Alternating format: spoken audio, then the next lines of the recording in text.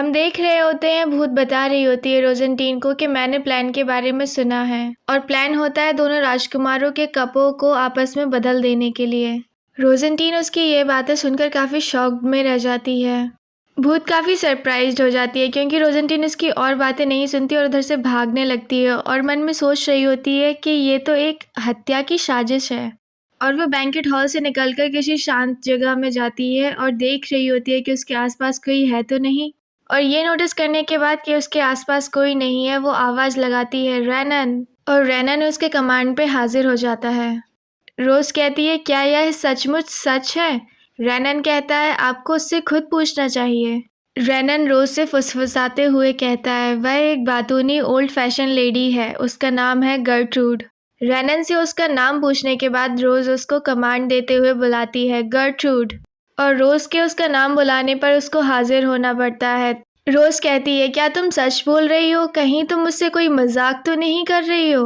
वो बहुत नर्वस होकर कहती है, अरे तुम तो बहुत अग्रेसिव हो। मैंने इसे अपने आंखों से देखा। वो लोग क्लॉक टावर के नीचे मिल रहे थे। उनमें से एक सस्पिशियस दिखने वाला इंसान था और एक नौकरानी थी। मैं उधर पर थी। मैंने सोचा काफ़ी इंटरेस्टिंग सीन चल रहा है, देखकर मज़ा आएगा। पहले तो मुझे लगा कि उनके बीच कोई लव अफेयर चल रहा है, लेकिन बाद में पता चला कि वो सस्पिशियस दिखने वाला आदमी कह रहा होता है कि मैं चाहता हूँ कि तुम अगले बॉल में दोनों राजकुमारों के कप बदल दो। यदि तुम शांत तरीके से आदेशों का पालन करती हो तो तुम्हें कोई भी परेशानी नहीं होगी, लेकिन इसके अलावा और कोई भी चीज़ ऐसी नहीं होनी चाहिए जिसको जानने के लिए तुम क्यूरियस हो। और ये तुम्हारे लिए बहुत अच्छा होगा अगर तुम्हें अपनी जान से प्यार है थोड़ा भी तो। वो भूत कहती है, क्या ये सुनने में सस्पिशियस नहीं लग रहा है? रोज़ कहती है, यह चिंताजनक है, लेकिन इससे जहर देने की कोशिश साबित नहीं होती है। वो तो बस ग्लास बदलने की बात कर रहे हैं। वो भूत कहती है, बेशक और भी बहुत कुछ है। सर हम्प्टी ने एक और दूसरे सस्पिशियस दिखने वाले व्यक्ति की बातें सुनी थी। वो शाही परिवार के लिए शराब लेने वाले नौकर से बातें कर रहा था। उसने नौकर से कहा कि बैंक्वेट में शामिल होने वाले शाही मेहमानों की शराब में जहर मिला दो। क्या अब तुम्हें मेरी बातों पर भरोसा हुआ? रोज़ काफ़ी शॉक्ड होती है ये सब सुनकर। रोज़ मन में सोच रही होती है, ये तो काफ़ी ओल्ड स्ट्रेटजी है। इसमें बहुत सारे लोगों को शामिल करते हैं ताकि पकड़े जाने पर बचने के बहुत सारे रास्ते हों। और जब साजिशकर्ताओं से पूछताछ की जाए तो उन्हें दिए गए आदेशों के अलावा और कुछ भी पता नहीं होगा और बिना जज के इस दुनिया में अपराधी को ढूंढना मुश्किल होगा। रोज़ काफ़ी नर्वस होती है और सोच रही होती है कि अगर प्रिंस मर जाता है तो उसके साथ क्या ये एम्पायर भी डूब जाएगा? नहीं, इस दुनिया में चाहे कुछ भी हो जाए, कामकाज जारी रहने के लिए उसकी जगह किसी और को रिप्लेस कर दिया जाएगा। और मुझे इस बात से क्या लेना देना कि वो मरता है या नहीं। रोज़ कहती है, अब तुम्हें समझ आया रोजेंटीन, यह तो दिन के उजाले की तरह स्पष्ट है। आज के इतने अच्छे दिन के आगमन पर राजकुमार की मृत्यु निश्चित है। अरे मेरी प्यारी आर्जिन, अगर तुम ये रिग्रेट नहीं करना चाहती हो तो। वो भूत बोल रही होती है और इतने में रोजेंटीन जाने लगती है तो वो कहती है, अरे फिर से नहीं, मैं तुमसे बात कर रही हूँ अभी भी। रोज़ मन में कह रही होती है, सोचो रोजेंटीन, यह शाही परिवार की हत्या करने की साजिश है।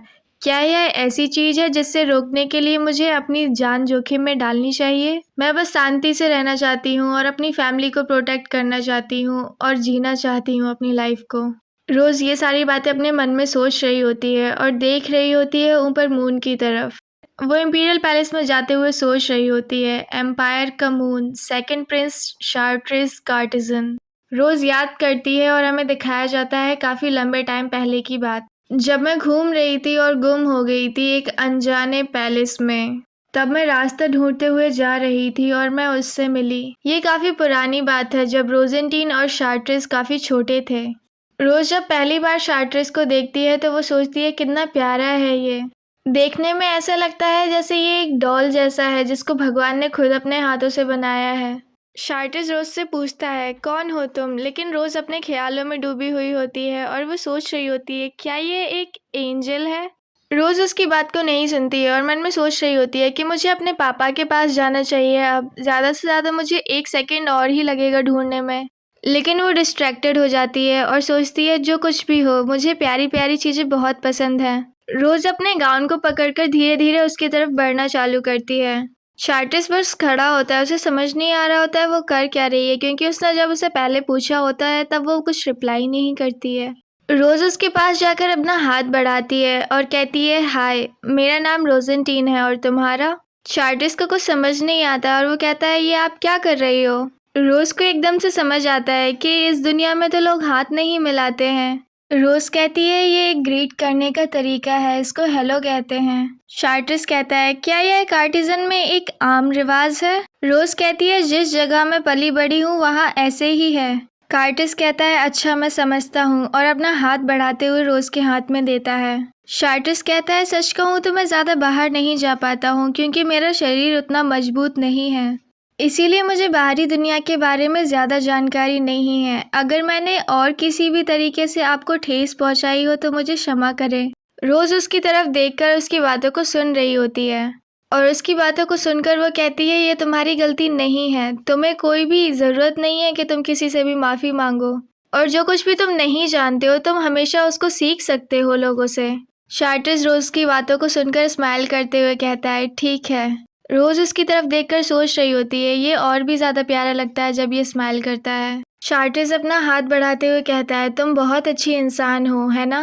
वो स्माइल करते हुए रोज का हाथ पकड़ते हुए कहता है, इस बार मैं तुम्हें सिखाऊंगा जो तरीका मुझे आता है लोगों को ग्रीट करने का। रोज मन में सोच रही होती है, हम काफी कम टाइम के लिए मिले थे उस टाइम, लेकिन मुझे याद है कितना मासूम और सच्चा इंसान था वो, और उसकी प्यारी सी स्माइल। चार्टिस रोज से कहता है, मेरा नाम टेरेस है, क्या तुम मुझे मिलने आओगे दोबारा? और हम अभी का सीन देखते हैं जब रोज सोच रही होती है कि मुझे कुछ आवाज़ सुनाई दे रही है स्ट्रेंज सी, जैसे कोई मेरे कानों में कह रहा है, रोजेंटीन आर्जिन, अगर तुम शांति से रहना चाहती हो और तुम अपनी आंखें बंद करती हो या कानों को ढकती हो, फिर भी ये वर्ल्ड बढ़ता ही जाएगा आगे। रोज सोचती है, लेकिन ऐसा जीना सिर्फ कायरो के लिए होता है, इसके बारे में भूल जाओ कि ये इंपीरियल पैलेस के लिए कर रही हो तुम, ये फिर भी एक किसी इंसान को मारने की साजिश हो रही है। शार्टिस कार्टिजन, वो एक इंपीरियल फैमिली का मेंबर है और उसके पास सबसे ज़्यादा पावर है, और अगर मेरे सीक्रेट्स कभी बाहर पता चलते हैं तो वो मुझे और कोर्ट दोनों को ही नहीं छोड़ेगा। लेकिन मैं इसके बारे में सोचती हूँ तो ये एक अपॉर्चुनिटी की तरह है मेरे लिए, ज़िंदगी के बदले ज़िंदगी।